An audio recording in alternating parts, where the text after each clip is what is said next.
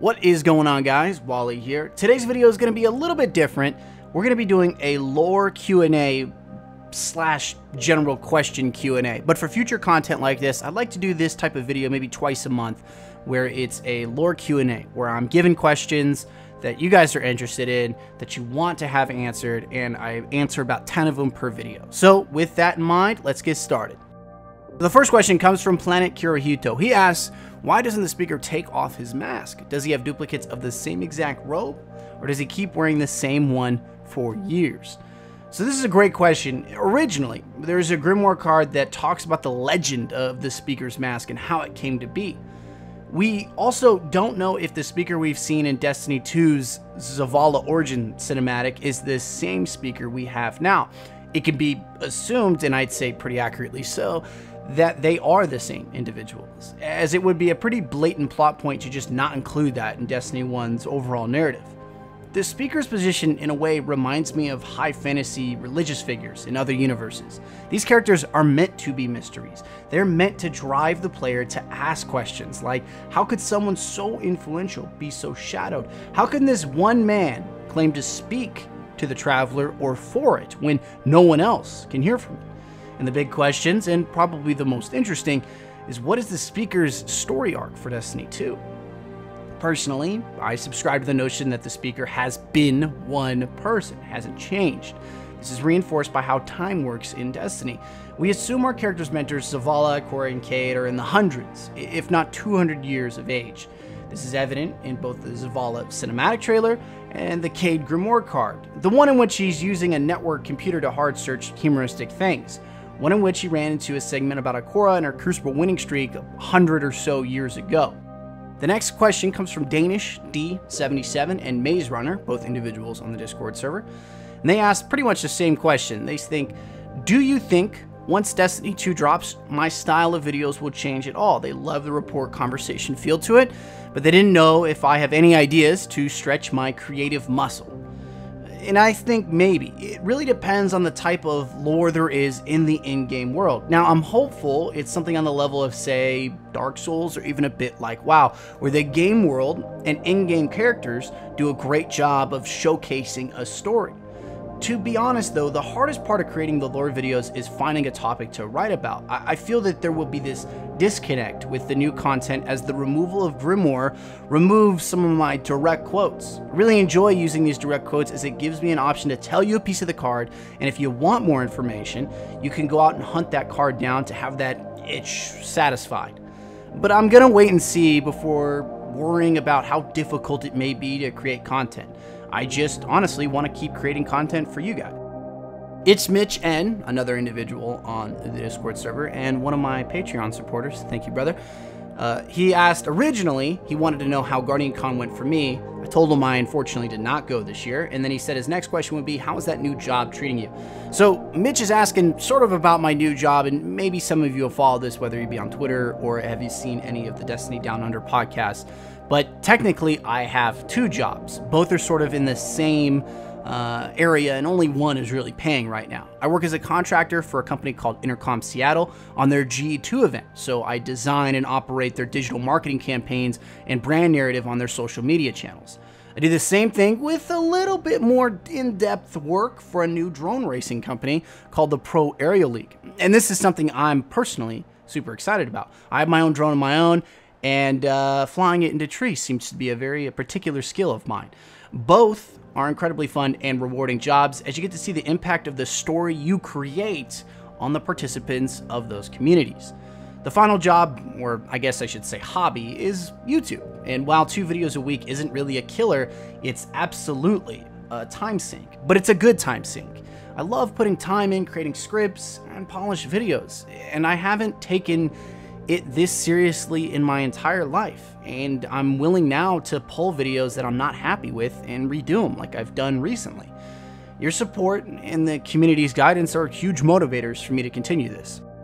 Z-Lu, Primal Deathcaller, another Discord community member, asks, will you be focusing on one class in Destiny 2, or will you be playing all 3 to get the lore of each one? Now, Z-Lu asks a good question here. Honestly, and this probably is pretty apparent, I'm a Warlock fanboy at heart, because it just fits so well with the telling of a story from a warlock perspective. Now, I'm not saying a Titan or a Hunter couldn't do it, but the term warrior scholar is really applied to the warlock. So obviously, I'm gonna go warlock, but I might start with a Titan first like I did in Destiny 1. Really enjoy the idea of being a mobile tank and throwing shields.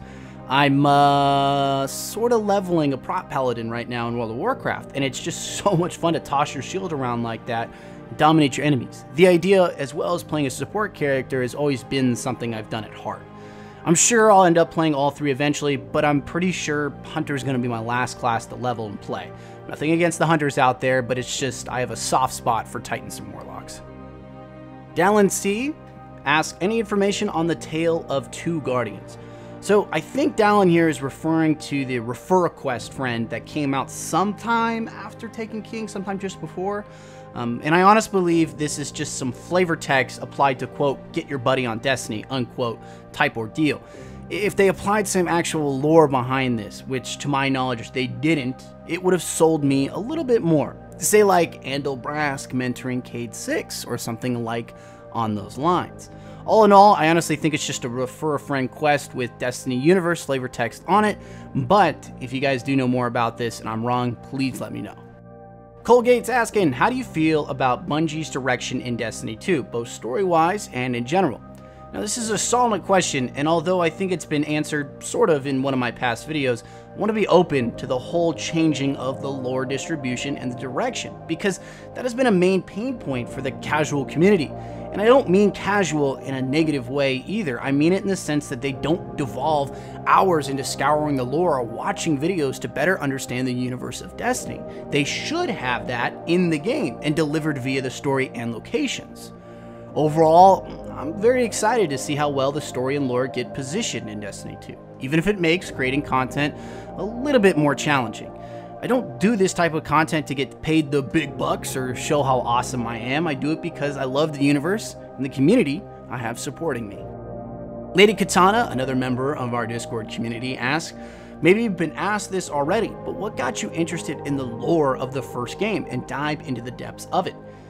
Honestly, I think it was around the time of my first raid at Vault of Glass. I remember trying to get past the Templar and be one of those world first teams on livestream. We really pushed ourselves to get in there. We eventually fell behind at Gorgons and ended up not even completing the raid, but the whole location made me ask like a poop ton of questions. Who are the Vex? How did they do this? What are their motivations? And why do they give off that Lovecraftian vibe of trying to understand them will only lead to insanity?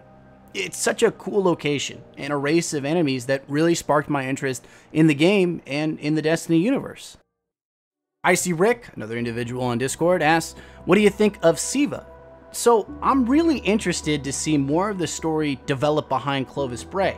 This type of nanotechnology fueling construction efforts of new colonies isn't as far-fetched as many believe.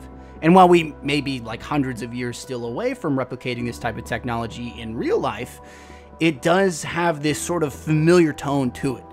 It's also my weakest subject when it comes to the lore, and it's something I've been wanting to make a video about, mainly to get a better understanding of that type of content and all of its vast implications.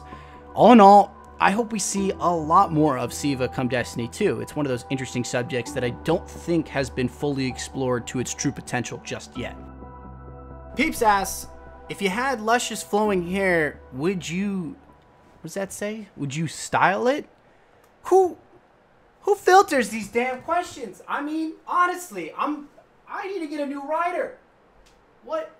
This is just atrocious, man. I can't get away from any of that. You know, I'm done. I'm out. I'm done. But seriously, Orion10 asks, in D2, would you like to have companions added eventually? Yes. I mean, even if it was like the pet style akin to WoW, I'd love to have like a little mini Vex follow me around and occasionally emote or something, or maybe a little Fallen Skullus to talk shit to me when I'm raiding. While I think Orion meant more on the lines of having like a Zavala-esque type character NPC follow and support you, I honestly think it's something we won't see until Destiny 3. I'd love for it though. Bungie did create the vast AIs of Halo and the Marine/Elite allies of that series, so it's 100% possible. Honestly, I made this video because I wanted to interact with the community more. I feel like sometimes when I create these lore videos, it's just me shouting into a box and not being able to have a direct conversation with all of you. This community is, in a way, my home away from home, and the Discord server is something that I am particularly fond of.